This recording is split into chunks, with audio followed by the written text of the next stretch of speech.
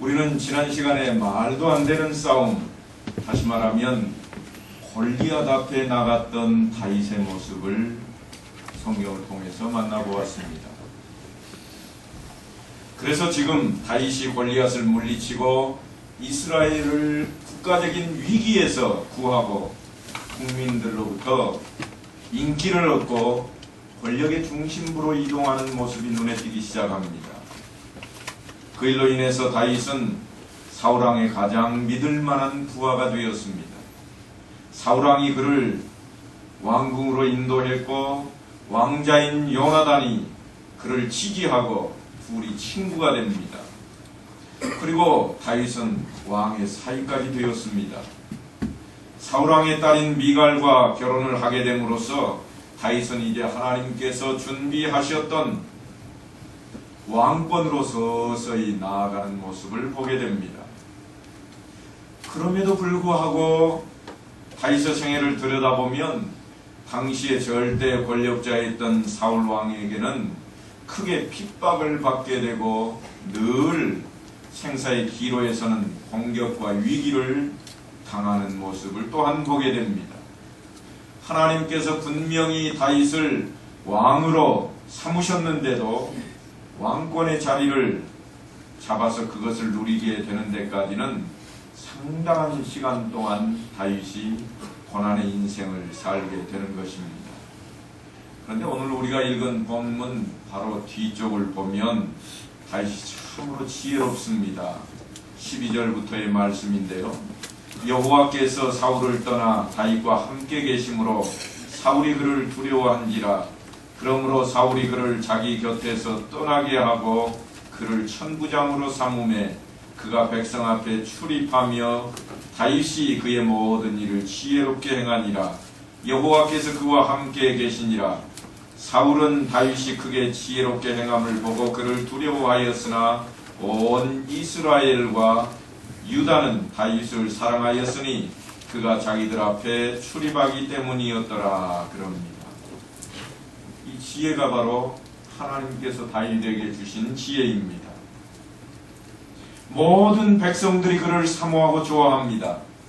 그런데 놀랍게도 다 좋아할 줄 알았더니 사울 왕만은 좋아하지 않습니다. 사울 왕은 오히려 그를 죽이려고 합니다. 우리 생각에는 하나님께서 함께 하시고 이미 정하셨으면 그 과정이 당연히 순탄하고 약속된 것이 확인이 되는 과정들로 이어질 것이라고 생각을 합니다만 뜻밖에도 성경이 설명하고 있는 하나님께서 뜻하시고 약속하신 그 과정들은 우리들의 생각과는 다르다고 하는 것입니다. 다를 때가 너무나도 많이 있습니다. 그 대표적인 예가 요셉의 경우입니다. 전에도 말씀을 드린 적이 있습니다만 창세기 39장에 가면 이렇게 기록합니다. 요셉이 이끌려 애굽에 내려가매 바로의 신하 친위대장 애굽 사람 보디발이 그를 그리로 데려간 이스마엘 사람의 손에서 요셉을 사니라. 여호와께서 요셉과 함께 하심으로 그가 형통한 자가 되어 그의 주인 애굽 사람의 집에 있으니 그의 주인이 여호와께서 그의 범사를 형통하게 하심을 보았더라. 여러분 지금 성경에 보니까 요셉은 하나님께서 함께 하심으로 형통한 자가 되었다 그럽니다. 여러분께서도 이것을 원하시는가요? 여러분은 원하지 않으세요?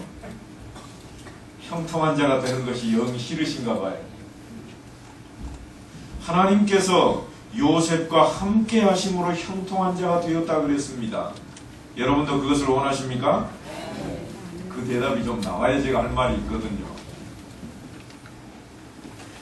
지금 어렵게 여러분들이 아멘 했습니다만 아멘을 하셨다면 여러분은 이제 뭐가 되어야 되는가 하면 노예가 되어야 됩니다. 왜냐하면 요셉이 노예가 되고 난 뒤에 보니까 하나님께서 함께 하시고 형통했다 그랬거든요. 그러니까 여러분도 노예가 되어야 되잖아요. 그래야 형통한 자가 되지 않겠습니까? 그런데 노예란 참으로 처참한 인생입니다. 살기는 살지만 자기 인생을 살 수가 없고 자기가 아닌 주인을 위해서 살아야 합니다. 그것이 노예입니다. 자신의 몸도 자신의 뜻도 그 어떤 것도 주장할 수가 없는 것이 노예입니다. 그런데 왜 요셉이 노예가 될 때 하나님께서 그에게 형통케 하셨을까요? 그것은 다름 아닌 하나님을 주인으로 모시는 하나님의 종, 하나님의 노예를 삼고 싶으셨던 것입니다. 그래서 인생을 통해서 먼저 노예가 어떤 것인가, 노예란 무엇인가 하는 것을 깨닫게 하고 있습니다. 그래서 그 생활을 통해서 요셉이 그 노예 생활을 통해서 다 깨닫고 났더니 내가 하나님 앞에 이렇게 해야 되는구나. 하나님이 내 주인이시니 내가 이렇게 해야 되는구나. 그것을 바로 깨우치게 하고 있다고 하는 것입니다. 말씀을 이어서 좀 보겠습니다. 19절부터입니다. 그의 주인이 자기 아내가 자기에게 이르기를 당신의 종이 내게 이같이 행하였다는 말을 듣고 심히 노한지라. 이에 요셉의 주인이 그를 잡아 옥에 가두니 그 옥은 왕의 제수를 가두는 곳이었더라. 요셉이 옥에 갇혔으나 여호와께서 요셉과 함께 하시고 그에게 인자를 더하사 간수장에게 은혜를 받게 하시매 간수장이 옥중 제수를 다 요셉의 손에 맡김으로 그 재반 사물을 요셉이 처리하고 간수장은 그의 손에 맡긴 것을 무엇이든지 살펴보지 아니하였으니 이는 여호와께서 요셉과 함께 하심이라.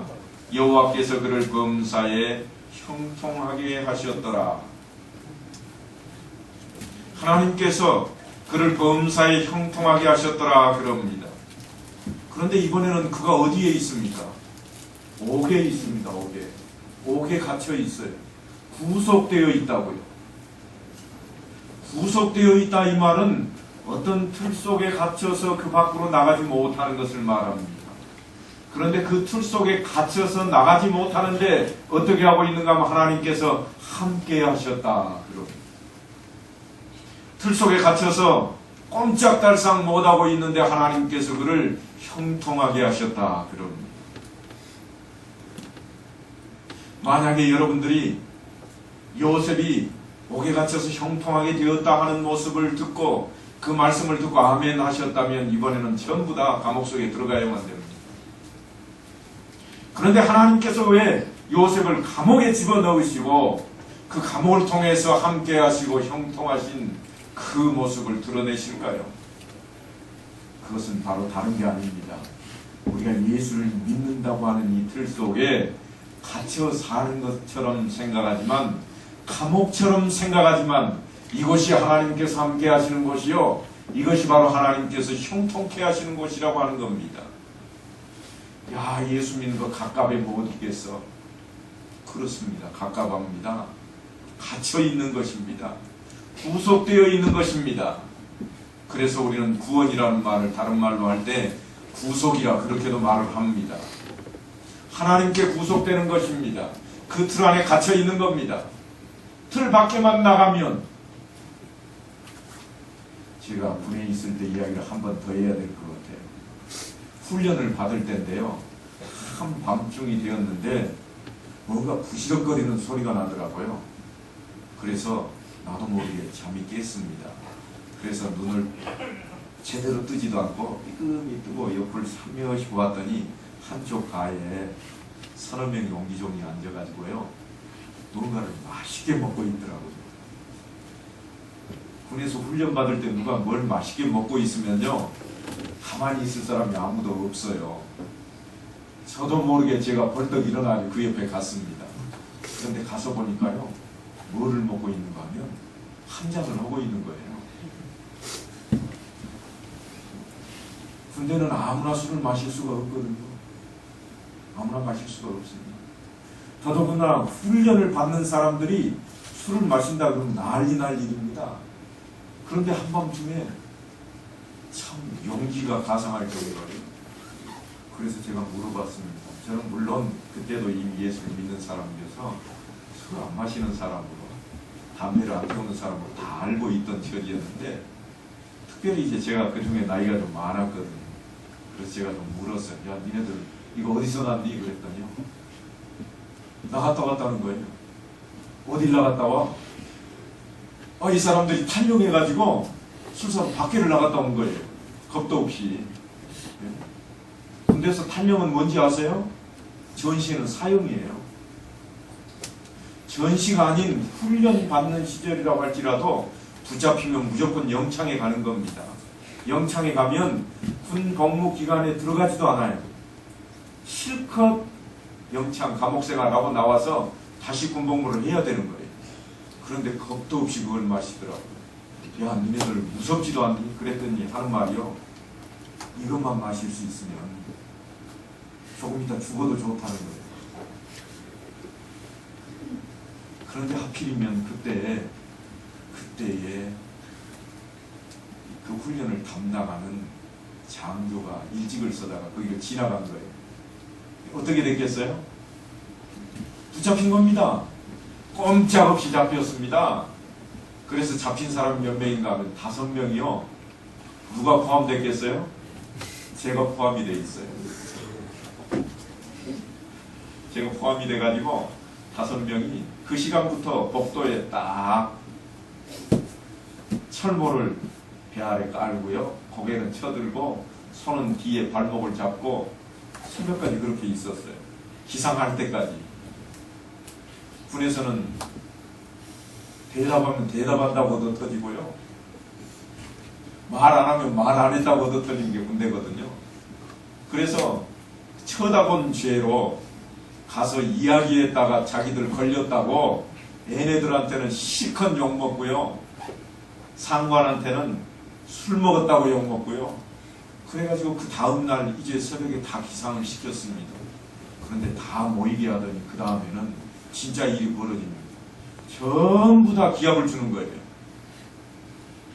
전부 다 똑같이 기합을 주는 겁니다. 그러면서 하는 말이 너희들 죄는 너희들이 알 것이다 그러는 거예요. 아무도 모릅니다. 누구만 알죠? 다섯 사람만 아는 거예요. 5사람. 기합을 1시간 동안 받았습니다. 아침 없대요. 말로만 그러겠지 그래도 진짜 아침 안 주더라고요. 4사람은 그래도 그거라도 먹고 마셔서 배라도 좀 든든하지 않겠어요? 나머지는 먹은 것도 없이 오전을 완전히 굶고 이제 전부 다 찌르는 거예요. 야, 무슨 일이야? 누구야? 아무도 몰라요. 누가 말할 리가 있겠어요. 그죠? 아무도 말 안 하는 거예요. 저도 말을 못 하겠더라고요. 말하면 틀림없이 4명 맞아 죽을 것 같아요. 그래서 저는 맞아 죽을까봐 말을 안 했는데 다음 날이 주일이었습니다. 주일날 제가 교회에 앉아 있는데 찾아왔더라고요. 누가 찾아왔을까요? 4사람이 찾아왔어요. 4사람이 찾아와가지고 제 옆에 딱 앉아요. 니네들 왜 왔어? 그랬더니 나를 지키러 왔대요. 뭘 지키는데? 요거 할까봐. 네? 그래서 제가 훈련 마칠 때까지 그 4명과 함께 있다가 다 세례를 받았습니다. 그렇게도 하나님께서 역사하시더라고요. 그런데 제가 그들이 잘했다는 이야기가 아닙니다. 분명히 그들이 잘못했습니다. 잘못했는데도 불구하고 하나님께서는 그들을 붙드시더라고요. 그래서 제가 오늘 말씀 도중에 이 말씀을 드리는 겁니다. 감옥에 있는데 무슨 형통이냐? 죄수인데 무슨 형통이냐? 노예인데 무슨 형통이냐? 그런 이야기입니다. 간수장에게 잘 보이기 위해서 감옥에 갇혀야 될 사람이 누가 있겠습니까? 여기 있는 게 훨씬 낫지요. 간수장에게 잘 보여가지고 요셉처럼 죄수들 다 사무 보려고 거기 들어가고 싶은 사람 있으세요? 그럴 일이 어디 있겠습니까? 그런데도 불구하고 하나님께서 그와 함께 하셨다 그럽니다. 좀 놀라운 이야기입니다.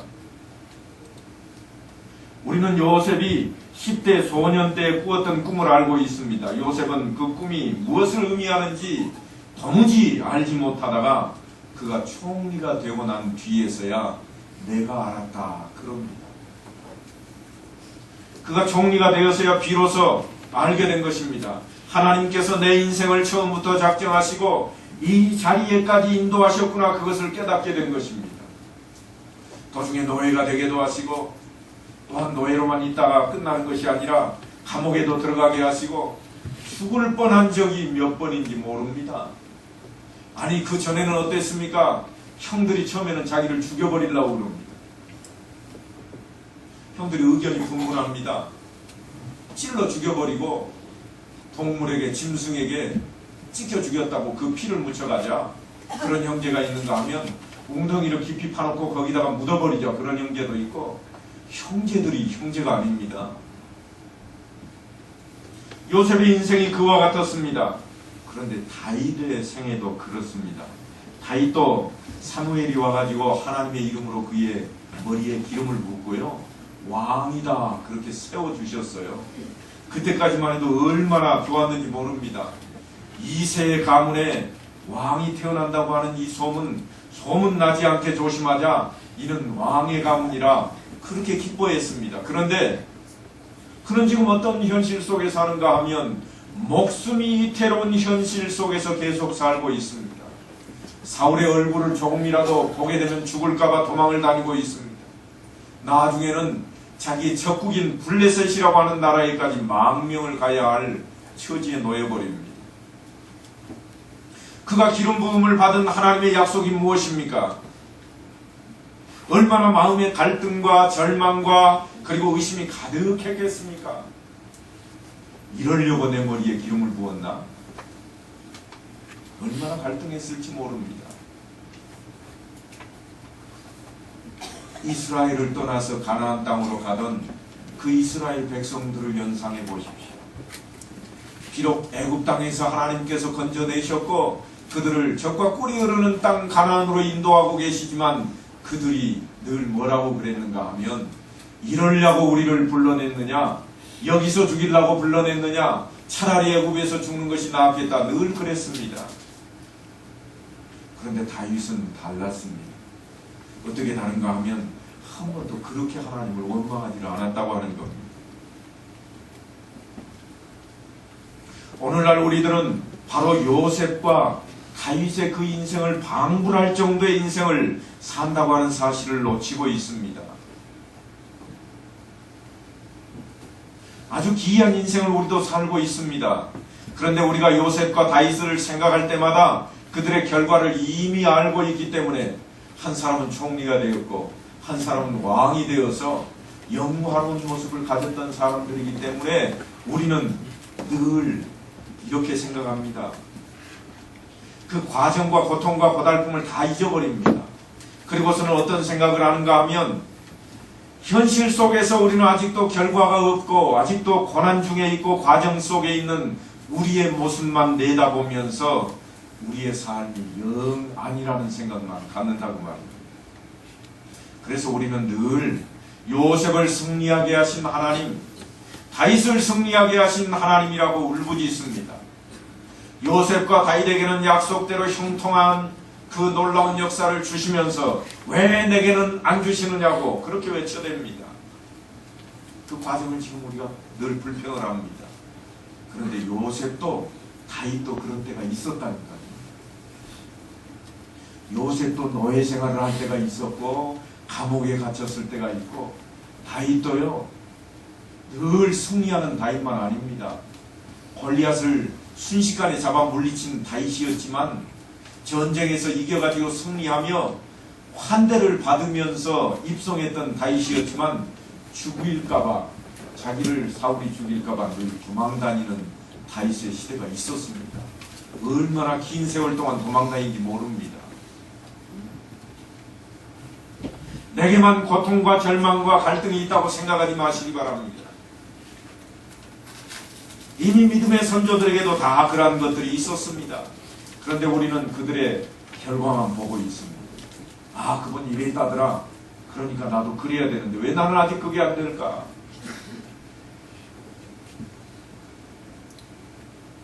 따지고 보면 우리에게는 사실 요셉이 가졌던 그 꿈보다, 다윗이 가졌던 그 왕으로서의 기름 부음보다 더 큰 약속과 증표가 우리에게 있습니다.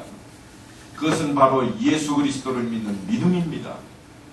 내 죄를 사해 주시기 위해 독생자 예수 그리스도를 십자가에 못 박혀 죽게 하시고 그 죄값을 대신 치게 하셨습니다. 이것은 그 무엇보다도 그 어떤 것하고도 비교할 수 없는, 바꿀 수도 없는 그런 하나님의 은혜인 것입니다. 그러니까 우리는요, 모두가 예수님께서 죽어야 될 만큼 그런 죄인이었습니다. 그래서 예수님께서 죽으셔야만 했습니다. 그렇게 해서 죄사함을 받고 구원을 얻었으면서도 죄성이 아직까지도 속에 남아 있어가지고 구원을 받았는지 못 받았는지 그걸 모를 만큼 어리석고 미련한 상태 속에 남아있다 그 말입니다. 단지 겉보기에는 예수만 믿고 따르고 있는 것처럼 보입니다. 하지만 우리가 예수를 믿고 있다고 해서 천하를 호령하는 권세를 가지고 있는 것은 결코 아닙니다.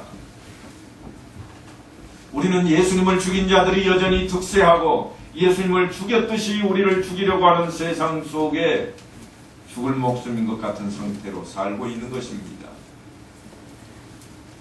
우리를 하나님의 백성이라고 우대하는 그런 세상 속에 있는 것이 결코 아니라 우대하지도 않을 뿐더러 오히려 적대하는 세상 속에 우리가 있습니다.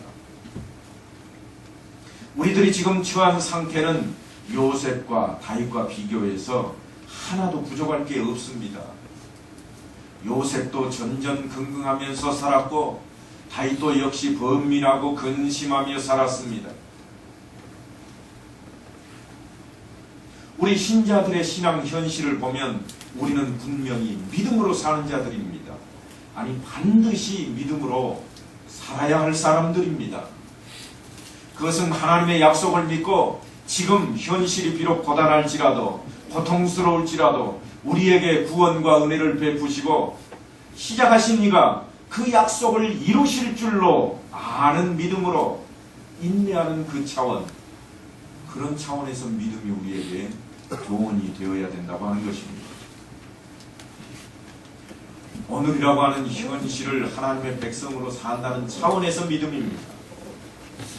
그 믿음은 주 예수 안에서 보여진 모범대로 하나님의 말씀대로 사는 것입니다. 그렇게 사는 것입니다. 우리 한번 인사하십시다. 샬롬. 네, 말씀대로 사셨나요? 말씀대로 사셨나요? 말씀대로 살겠습니다. 말씀대로 살겠습니다. 이게 너무 자주 똑같은 말만 하니까 지루하대요. 그러신가요? 지루해도 들을 소리는 좀 들어야 됩니다. 말씀대로 살아야 되거든요.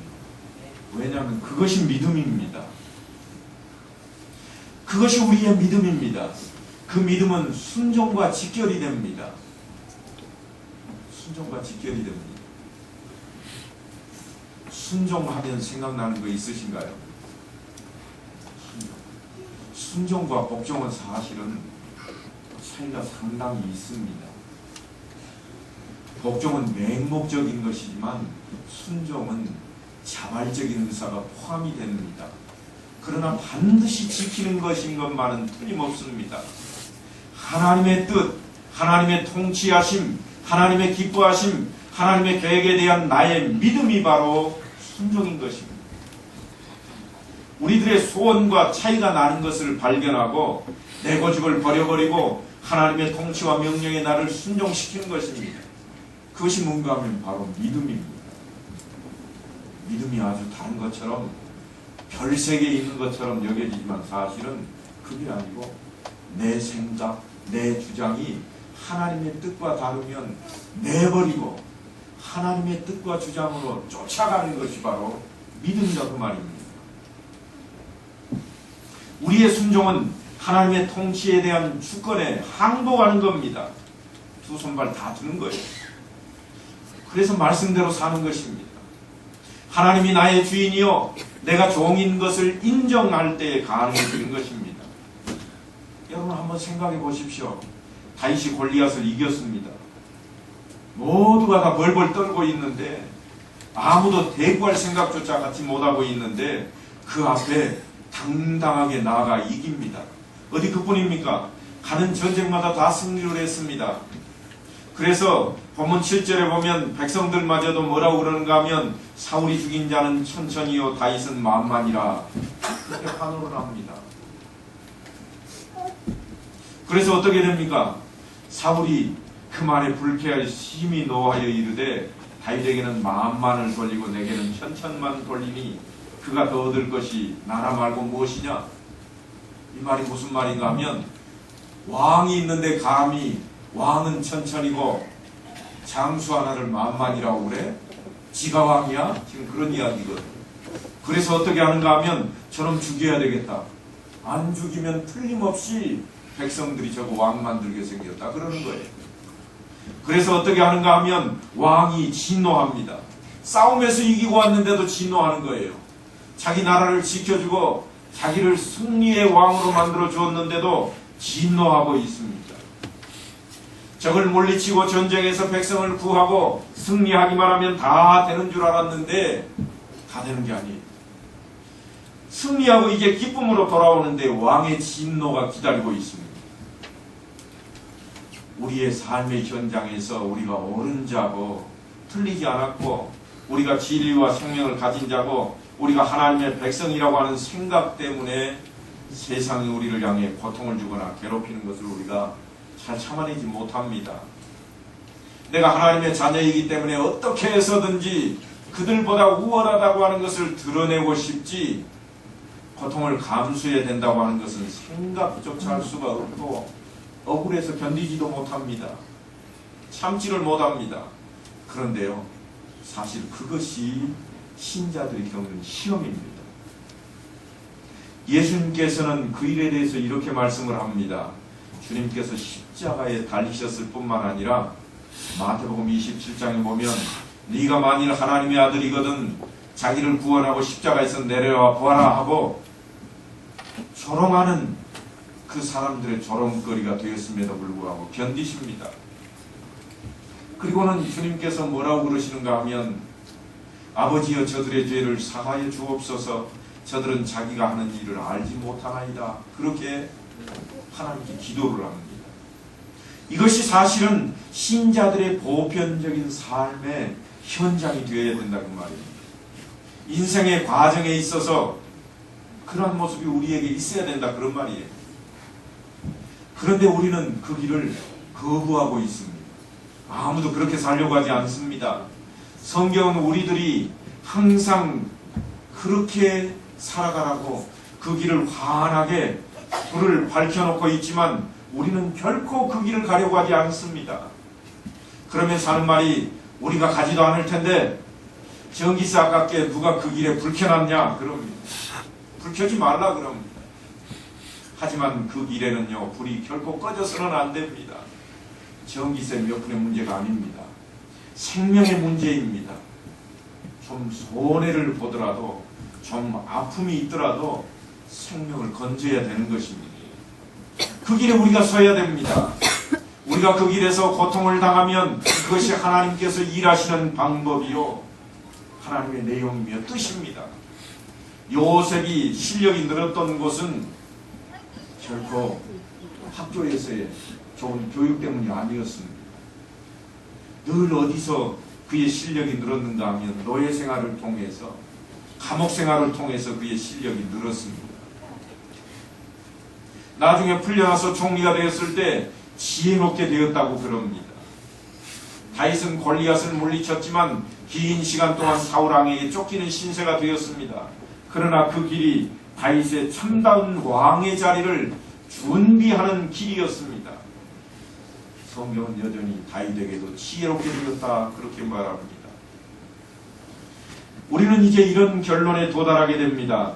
우리들의 삶이 하나님의 통치를 구현하는 것이고 증거하는 것이고 통로가 되는 것이라고 하는 것입니다. 물론 그 길에는 고통도 있고 때로는 슬픔도 있고 어려움도 있습니다.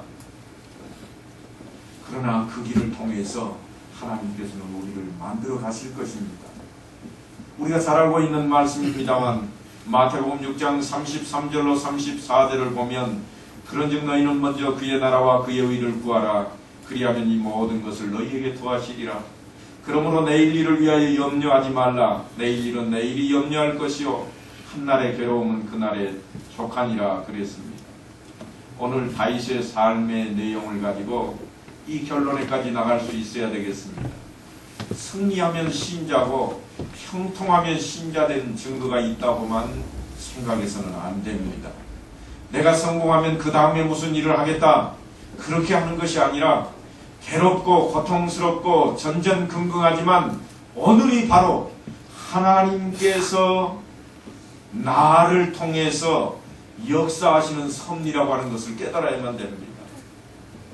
우리가 성공하고 형통하고 발언권이 있을 때만 하나님의 사람이고, 그래서 하나님께서 간섭하시는 것이 결코 아니라고 하는 것입니다. 예수를 믿은 후에 우리 인생에 있어서 어느 한순간도 어떠한 경우에도 하나님과 분리되어 있던 경우는 없습니다. 늘 함께 하십니다. 고통 중일지라도, 환난 중일지라도, 때로는 환호성을 올릴지라도 늘 함께 하신다 그 말입니다. 우리는 요셉을 총리로 만드시고 다윗을 왕으로 만드신 그 하나님의 자녀들입니다. 그들보다 더 큰 증거를 우리는 지고 살아가고 있습니다. 하나님께서 우리를 온전히 만드시기 위해서 때로는 고통으로, 때로는 우리에게 슬픔으로, 때로는 어려움으로, 어떤 때에는 승리의 환호성으로 함께 하실 것입니다. 그러나 고통이 있을 때 더욱 인내로 이겨내고 연단을 통해서 온전해져야 됩니다. 승리가 우리 앞에 있을 때 교만해지지 않도록 더욱 자신을 잘 살펴야 됩니다. 이것이 우리의 믿음이요 신앙입니다. 사랑하는 성도 여러분, 이 신앙을 통해서 하나님의 뜻에 합한 성도들이 다 되시기를 주의 이름으로 간절히 축원합니다.